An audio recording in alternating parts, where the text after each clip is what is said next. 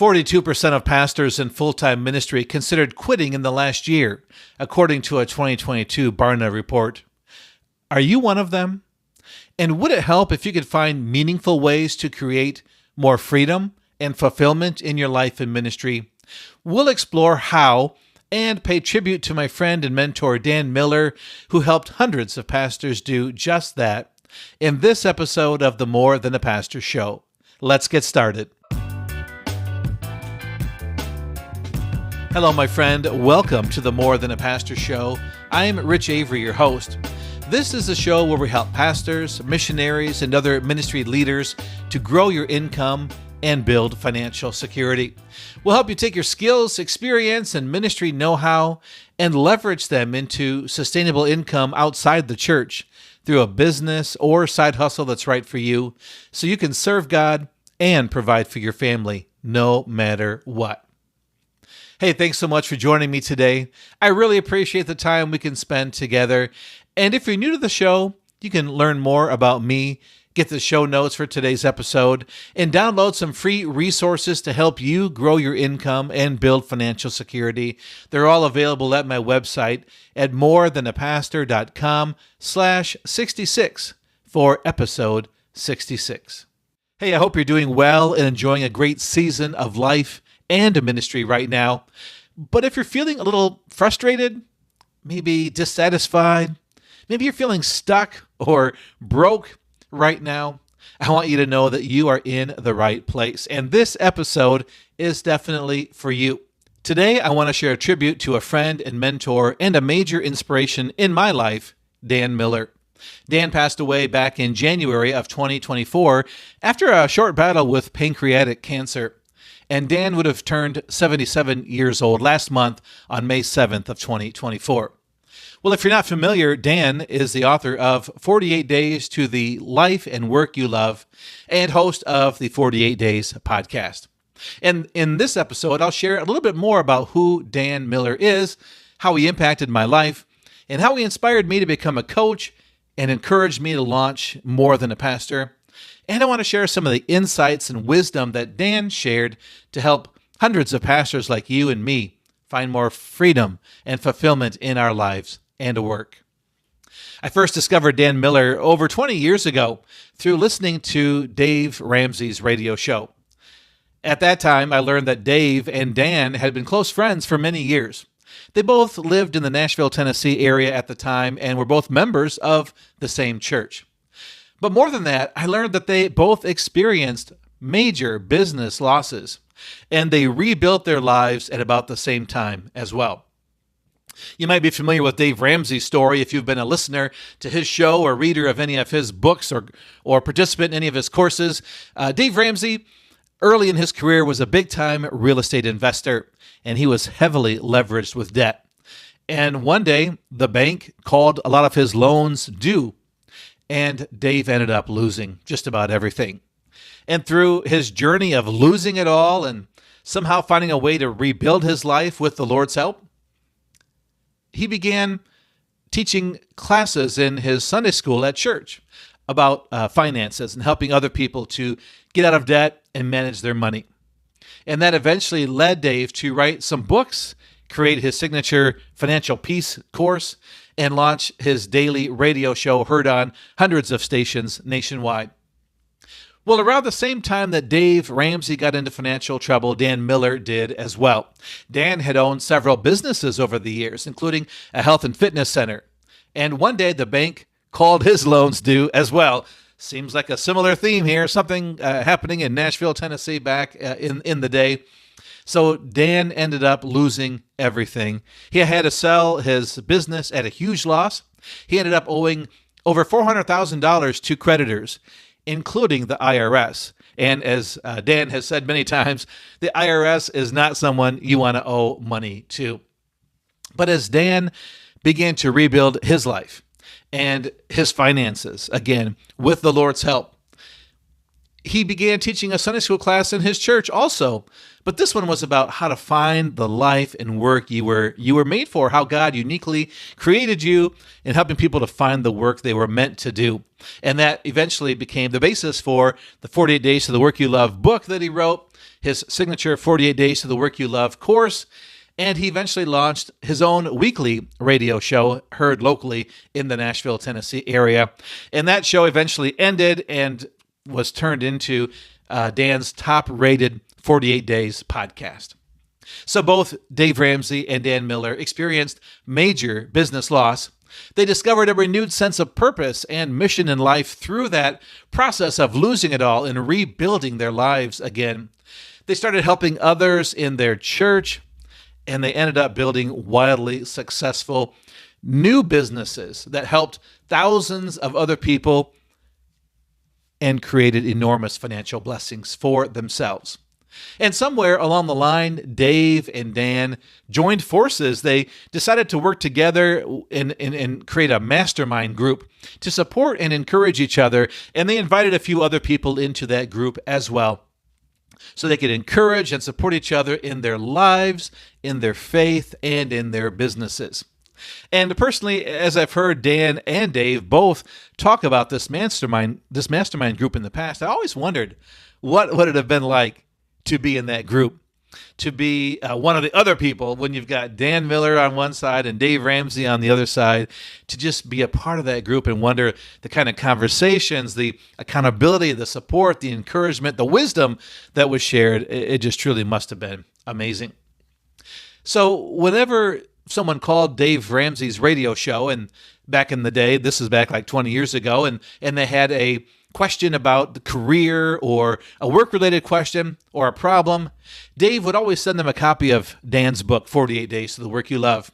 And he told his listeners that they could go to Dan's website at 48days.com and buy their own book if they wanted.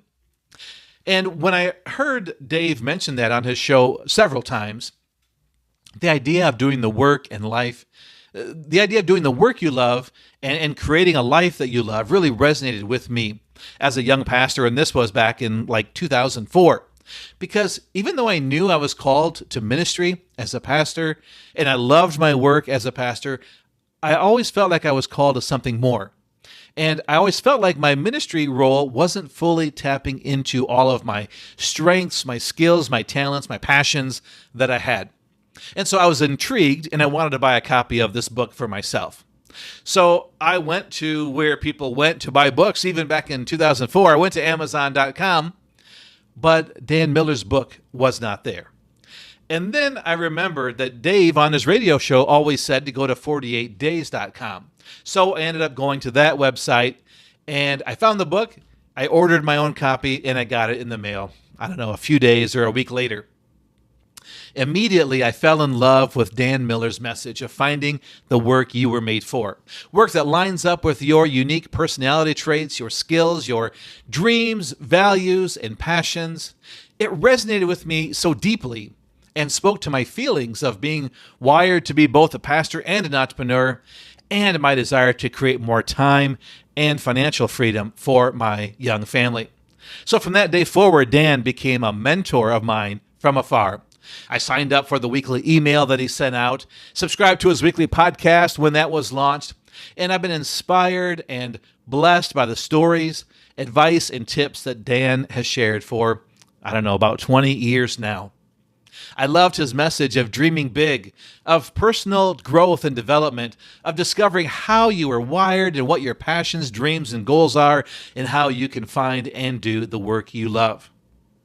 And Dan inspired me to identify my goals, dreams, and passions and begin to pursue them more intentionally.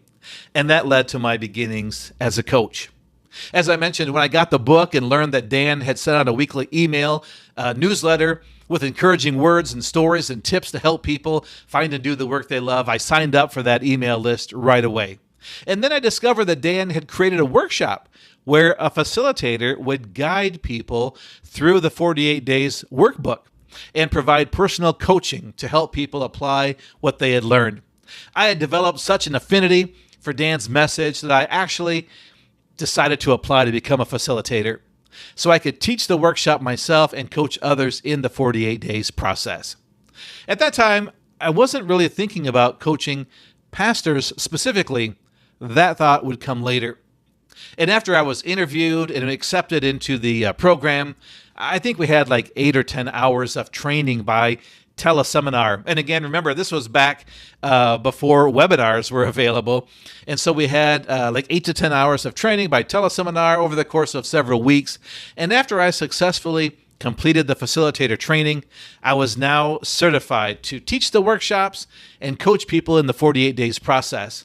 And I was licensed to buy the 48 Days to the Work You Love books in bulk and resell them.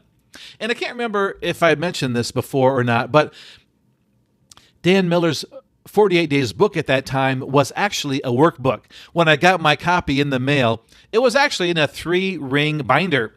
And so once I completed the program, then I was certified to teach the course, to coach people, and I was licensed to be able to buy those 48 Days workbooks in bulk and sell them to my own clients. So I hung my shingle out as a career and life coach on the side in addition to my full-time pastoral ministry. And one of the first things I did next was I bought a case of those 48 Days books and decided to sell them on Amazon.com. Because I figured that if I went to Amazon.com to buy Dan's book and I found that it wasn't there and I was disappointed, I bet there must be others who hear about it as well on Dave's show and they want to go to Amazon.com and buy it as well. Well, turns out that I was right. I was not the only one looking to buy them on Amazon, because I ended up selling hundreds of these workbooks at a pace of like 5 a week on average. And I can't remember exactly, but I think I was able to buy the books for $19 back then, and they were I could resell them for $39 on Dan's 48days.com site. They were $39, so I could buy them at about half price, and then I would put them for sale at Amazon.com for $39. And so selling hundreds of these books, like 5 a week, I ended up earning a cool $500 a month. That was a really cool side hustle back in that day. $500 a month was a lot of money. It still is today, but 20 years ago, it really was a significant, good side hustle income for me. And then inside each of these workbooks that I mailed out, I inserted a flyer offering my life and career coaching services, and I invited people to join my own email list for weekly career and life tips. Not long after that, I heard that our local news talk radio station, WOOD AM 1300, and our local newspaper, the Grand Rapids Press, were joining together to host a huge job fair called the Mega Employment Expo. And this was back again in the mid-2000s when people were not searching online for jobs. There was no social media available at that time. LinkedIn was not a thing. And so if you were looking for work, you were applying in person, you were sending out hundreds of resumes, and you were going in person to these career fairs. And so the Mega Employment Expo was going to have dozens and dozens of employers, a couple thousand people coming through the doors. It was going to be a big deal. So I thought, what if I reached out to this radio station and asked if I could reserve my own booth? What would that cost for me to have a spot there so that I could sell the books, 48 Days books, and promote my coaching services, hopefully get some new clients? Well, the salesperson I talked to at the radio station had an idea. He said, what if I give you the booth for free, but in exchange, you teach 2 workshops at the event? I think they were like 30-minute workshops. I don't know, it was like 20 years ago. I think they were 30-minute workshops. I did 2 of them on how to find the work and life you love, something like that. And so I said, yes, I would love to do these workshops. And so I got the free booth, I did the workshops, and that gave me amazing exposure to be able to sell more books, promote my coaching services, and also I got featured on the front page of the Grand Rapids Press the next day in the big Sunday paper. So that was a pretty big deal. And then back then, Dave Ramsey would come to Grand Rapids once a year or so to do his financial peace events live. And so the next time I heard that Dave was coming, I reached out to his office and I asked if somehow I could promote my 48 Days coaching. I reminded them, hey, Dave always talks about Dan Miller's book when someone ever has a career question. Well, I'm the 48 Days guy in the Grand Rapids area. Is there some way that we could work up and I could promote my services? Maybe I could have a booth or something. And they said, well, every participant will get a bag, and in that bag are some flyers and goodies and deals and stuff like that. So if you print up, I don't know how many it was, like 2,000 flyers or whatever it was at that time. If you can print up the flyers, mail them to us in Nashville, then we will insert them into those bags, and everybody who attends the event will see your flyer there inside. So I did that. That was an amazing opportunity. But more than that, Dave Ramsey also took a moment live from the stage to call out all of his local endorsed local providers, people that are like realtors or mortgage lenders or maybe like financial advisors. These were people that Dave had handpicked, and they probably paid a fee to be an endorsed local provider. He had each of them stand and introduce them at the live event, but he also called out me, introduced me, and had me stand as well as the 48 Days to the Work You Love guy in the Grand Rapids area. So what an amazing opportunity that I had, not just for this one event, but for another event as well a year or two later, to be able to be included, to be able to promote my services, and to get a shout out by Dave Ramsey. That was really an amazing experience. And then over the years, I was really blessed with some amazing times of personal connection with Dan Miller. I was blessed to be able to connect with him several times in person. You know, again, when I had done the facilitator training, it was by conference call, by phone, because we didn't have webinars at that time. So I didn't get to meet Dan in person. But sometime later, I thought I really want to meet Dan. I was such a fanboy of Dan, and I would have loved the opportunity to meet him in person, to sit at his feet, so to speak, and just learn whatever personal wisdom I could learn from him to help me in my life and in my business. I thought it would be good also to get a photo with Dan that I could use to promote myself. And I was able to use that photo on the flyer that I included at the Dave Ramsey events, a photo of me and Dan together, because that gives me credibility that I know Dan, that I've been kind of endorsed by Dan in this way and approved by him, if you will, as one of his certified facilitators. So I reached out to Dan one day and I said, Dan, this is crazy. I live in Grand Rapids. You live in Nashville, Tennessee, but could I drive down and buy a lunch someday? And Dan said, sure, let's find a time to do that. So we made plans, and I drove down from Grand Rapids, Michigan to Nashville, Tennessee, and I met Dan at his favorite Mexican restaurant, Garcia's, in Franklin, Tennessee. And you might be thinking, my wife was thinking, that this is a crazy idea for me to make a special 1,200-mile round trip, there and back trip, just to have lunch with Dan. But that meeting was totally worth the trip. And it wasn't just about having lunch with Dan. It was about the personal connection. It was about the wisdom. It was about setting myself up for further connections and relationships with him that would span many more years and many more opportunities.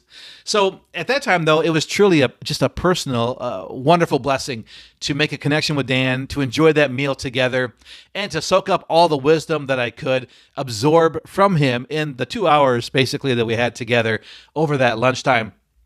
Dan was such an inspiring and wise and generous person.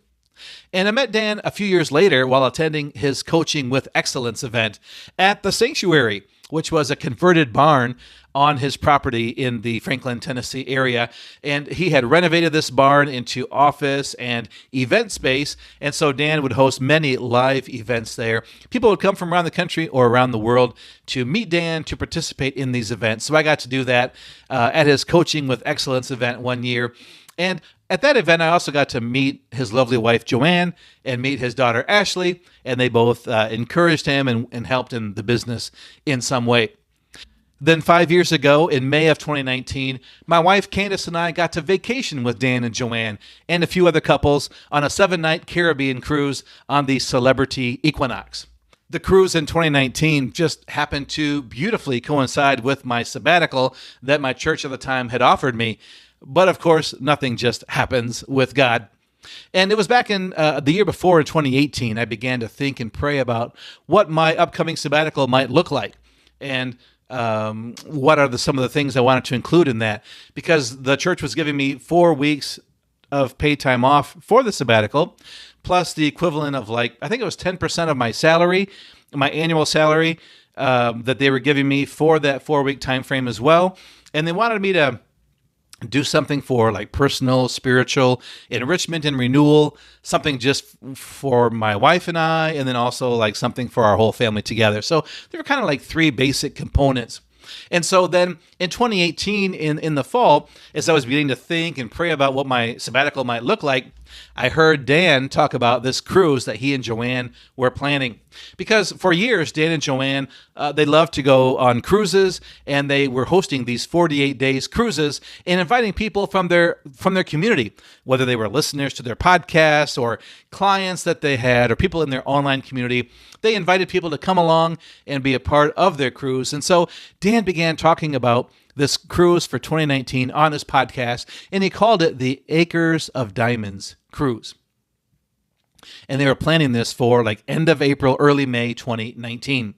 Well, these cruises, again, were kind of part business, part pleasure. Dan and Joanne had planned like some masterminds and some brainstorming sessions where the group would get together on the days at sea when there were no ports of call to visit. And then, so there were some structured times, organized times, but then plenty of unstructured time as well. And then there were opportunities to get to know each other over meals or, after the evening shows, or maybe even on excursions as well. And so as Dan began talking about the cruise and some of the things that were planned, I got really excited about it. But if you're not familiar with what Acres of Diamonds is, it's actually a parable, a story that was really a classic story, and it was one of Dan's favorites that he loved to tell. And the Acres of Diamonds story is about an African farmer who hears that other farmers in his area have struck it rich by discovering diamond mines. And the farmer decides that he also wants to go and find diamonds for himself. He wants to go and strike it rich. And so he sells everything that he has at a bargain price, and he goes off prospecting for diamonds himself.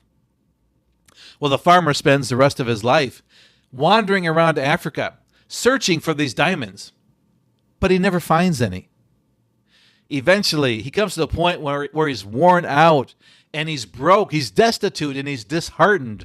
He's sold everything in pursuit of these diamonds, and he never found any. The whole pursuit was meaningless, was worthless, and so he gives up, and he throws himself into a river, and he drowns. In an interesting twist of fate, the new owner of his farm discovers a sparkling stone in a stream running through his property. And he brings that stone into his house, and he sits it on the mantelpiece, his fireplace mantle. And he just thinks it's interesting and unique, and he wants to sit it there and kind of, it's like a prized possession. Maybe he can show it to people. It just was something that was interesting and brought him joy. Well, one day a visitor came to the house, and he saw that stone on the mantle. And he picks it up and he asks the new farmer, "Do you know what this is?" The farmer said, "Well, I thought it was just some kind of crystal. It looked pretty, it looked unique, so I thought I'd bring it out of my stream and put it here on my mantle." Well, the visitor goes on to tell the farmer that this is actually a diamond, and not just any diamond, but one of the largest diamonds that he has ever seen. The farmer had a hard time believing it because he knew that the previous owner had gone off in search of diamonds, and so he bought this farm at a discount, never expecting that he would find diamonds here himself. But the farmer told this visitor, "Well, I've got a whole stream full of other rocks just like this one. Although they're not all as large, they're all not the same size, but I've got a bunch of these shiny, glittering rocks that I thought were crystals, but you say are diamonds." Well, upon further investigation, the new farmer discovers that his farm is situated on a massive diamond deposit, and it turns out actually to be the largest diamond deposit in the world. So think about this. The old farmer, who had exhausted himself in his search for diamonds elsewhere, had been living on acres of diamonds all along, but he was completely unaware of the immense treasure that lay right beneath his feet. Dan just loves to tell this story, and he made it the theme of this cruise because it underscores an important lesson in life. The treasures we seek elsewhere often lie right here within our reach, if only we would learn to recognize them. That's a message that'll preach, won't it? So when I heard Dan announce the Acres of Diamonds cruise and describe all the cool things that were planned, I began to wonder if I could somehow include this cruise as part of my upcoming sabbatical. Well, thankfully, I was able to make the cruise part of my sabbatical, and my wife and I had an amazing time. There were, I think, just 9 other couples with us, along with Dan and Joanne. So we all got to know each other personally. We all got meals together for the evening meals, and we had lunches or excursions or other opportunities to connect together. Plus, we had these sessions where we would join together and have the organized brainstorming sessions or dreaming sessions, opportunities really to explore what our own acres of diamonds would look like. And we had opportunities really for Dan and Joanne to speak into our lives and to encourage us and support us in various ways. During one of those sessions, when it was my turn to share my story, I explained how I had always felt like I had been called to be a pastor and an entrepreneur, but I didn't know always how to reconcile the two.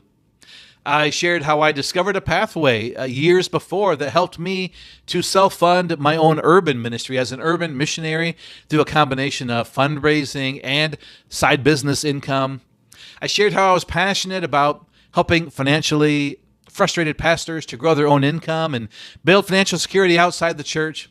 And I shared how I've begun to observe a number of social, cultural, or political or economic trends that I really thought could lead to long-term sustained declines in church attendance and giving, and could cause churches to reduce their full-time salaries to part-time and cause many full-time pastors to have to figure out how to create more income outside their church now as their positions were cut back on. Pastors have to figure out how to supplement or even maybe replace their declining ministry income. And I shared how I'd always been dreaming about how could I leverage my ministry skills and experiences and passions into a profitable online business somehow. And I shared that through all of these things, I still questioned, do I have what it takes? Am I expert enough? Why would anyone want to listen to me, give them any of wisdom or instruction that I might have? And during that session, something began to click in my mind and in the mind of the other participants in the group. It seemed like what I had just articulated was the message and the mission that God had given me, the foundation on which I would go on to build more than a pastor.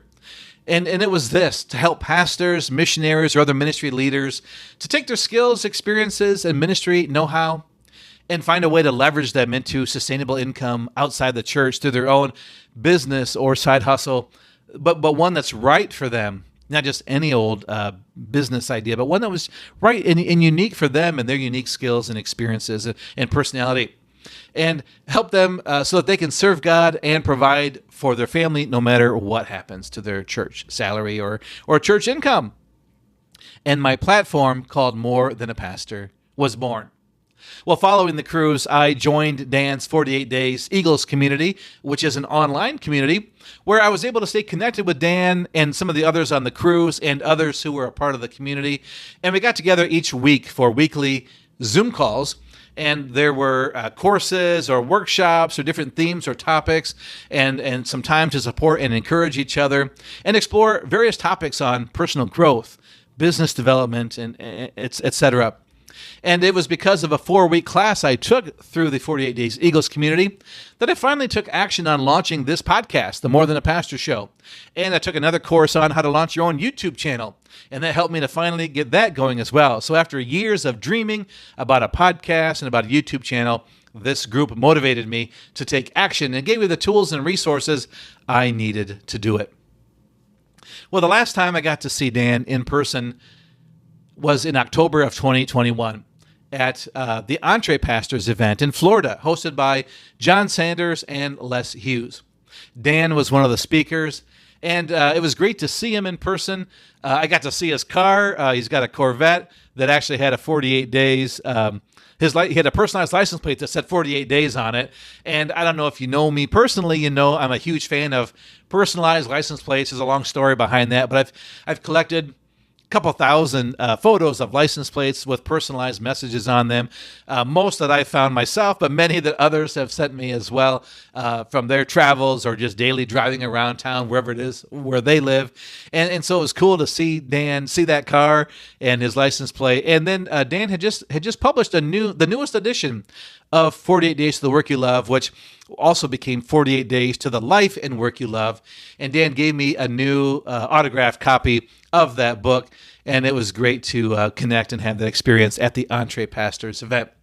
So over the last 20 years or so, I've benefited a lot from Dan and the resources and the community he created and the wisdom that he shared to help everyone, but especially to help pastors create the life and work that they love. And even though Dan's work on earth was completed a few months ago, his legacy lives on in my life and really in yours too, as the things I've learned from him and experienced with him continue to flow through my life and into what I do here at More Than a Pastor into the lives of others.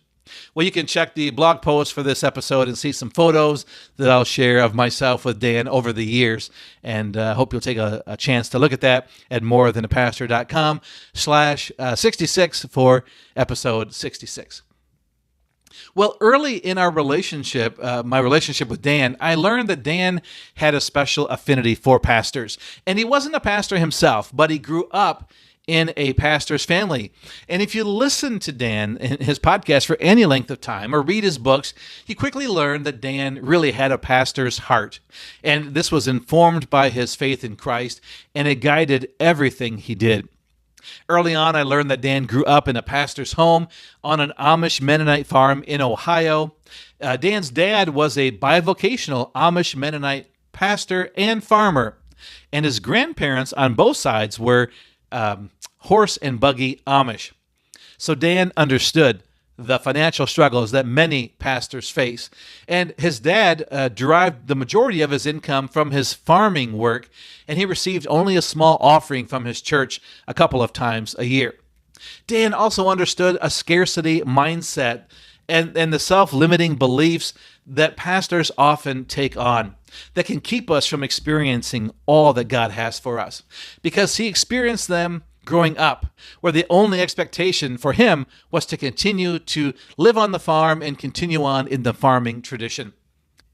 So I guess it shouldn't have surprised me to learn that pastors were among Dan's top coaching clients, along with dentists and doctors and lawyers.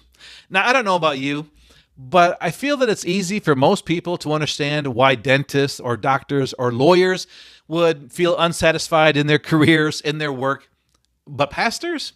Well, Dan explained that in his experience, pastors weren't really all that different from the others.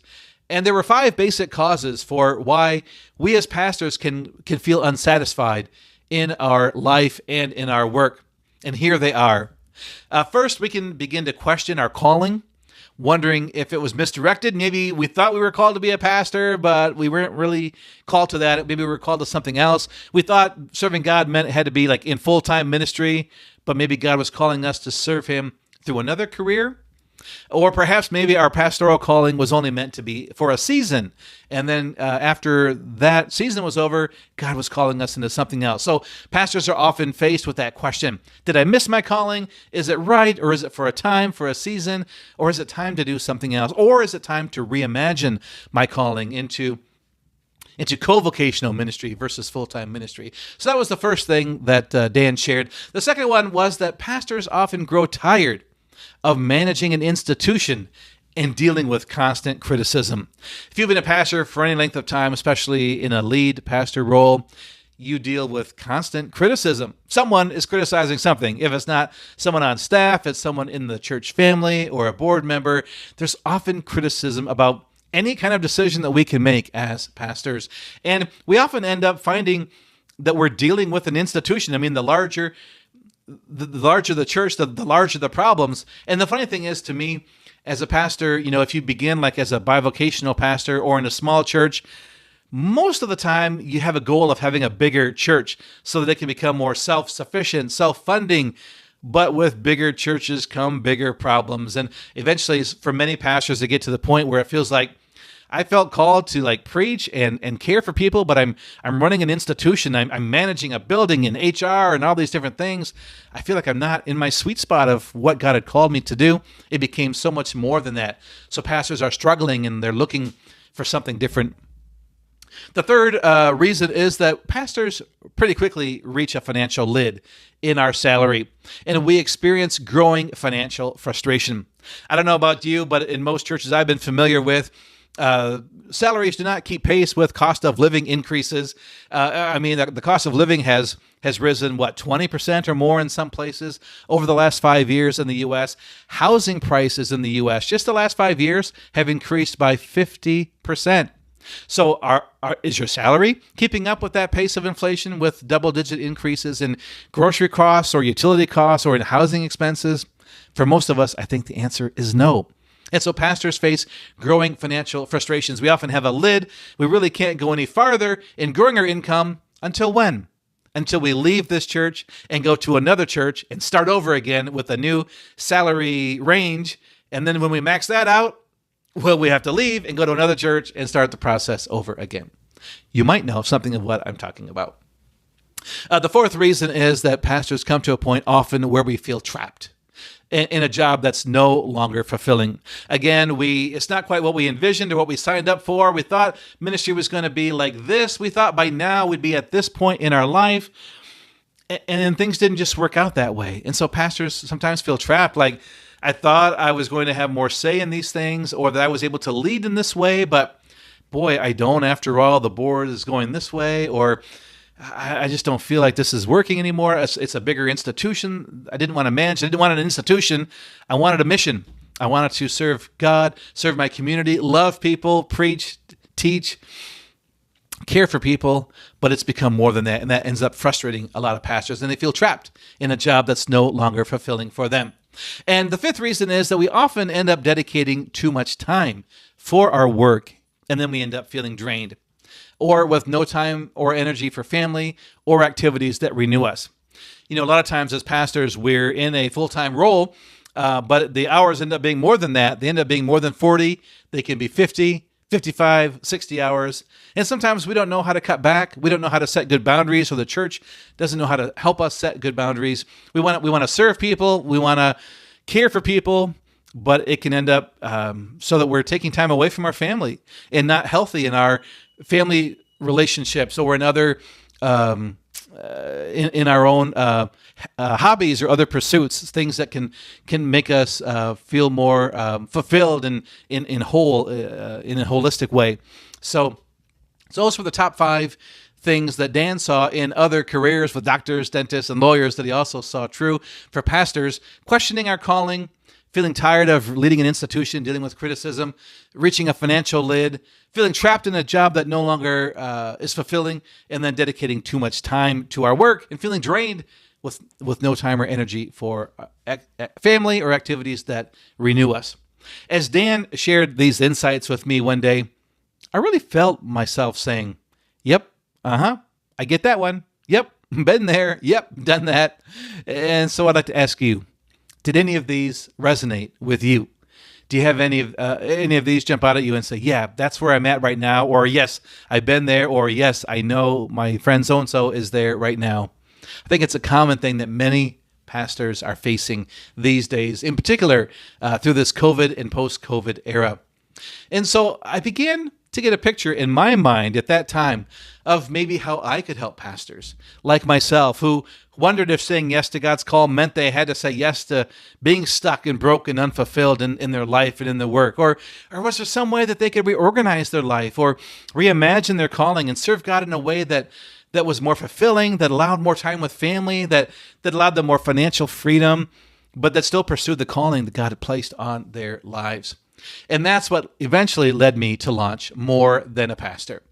So as I start to wrap up this episode, I want to share quickly a few things that I've come to appreciate about Dan Miller. First, Dan believed that the best way to predict your future is to create it. The best way to predict your future is to create it. And Dan dedicated his life to helping others create and live a life and to do the work that they were made for. And this principle inspired me so much in my own life. and it carries it through my life into the lives of others as well. Second, Dan never let outside circumstances determine his attitude or influence what kind of day he was going to have. It didn't matter to Dan if it was cloudy, rainy, stormy outside, because he said he always carried his sunshine on the inside. And I thought, man, that is such a beautiful perspective, isn't it? Dan's favorite band also was one of my favorites, U2. His favorite song, Beautiful Day, was one of my favorites as well.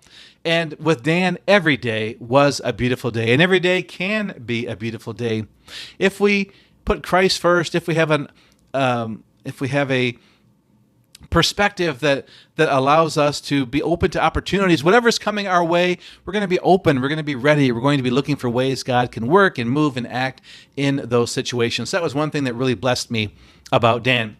The third thing is that he did not let unexpected change or obstacles or roadblocks throw him off or cause feelings of fear or anger or hold him back in any way. Instead, Dan had just a beautiful response to those problems or those situations. He would say, what does this make possible? So whenever something potentially bad happened or something changed or something that was like a roadblock or some kind of a frustration, Dan wouldn't get worked up about it. He would just ask, what does this make possible? And that would change his perspective and help him to see opportunities that maybe he wouldn't see before, see blessings in the situation that maybe weren't apparent at first, and that helped to change his perspective and give him a new set of eyes, maybe even to see things better the way God sees them versus how our natural human response would see them. The fourth thing I really appreciated about Dan was that he never stopped learning, dreaming, or setting new goals.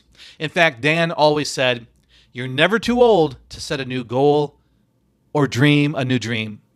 And he lived this out until his last day. Dan had been learning to speak Spanish over the last couple of years, and he was still investing in coaching, having other people coach him in how to grow his business. And I was shocked to learn a couple years back at age 75, Dan was making 25-year goals and plans for his business, what it's going to look like, what his life and business will look like at 100. He's setting those goals at age 75. And I don't know, if I'm at 75, will I do that? Will I be still able to look ahead like that with anticipation, wondering what life could be like at that point? I just loved that about Dan.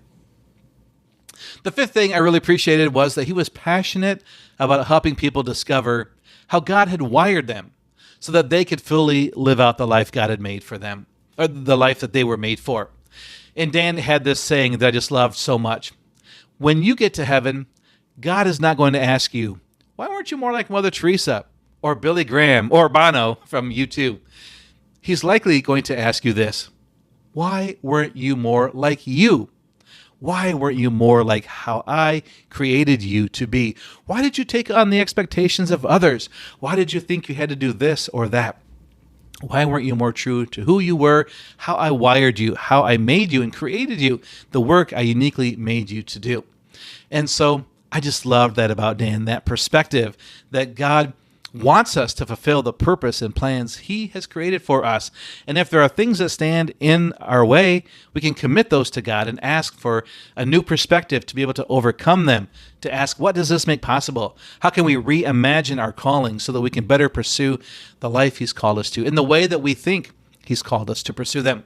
And the sixth and final thing I appreciated about Dan is this.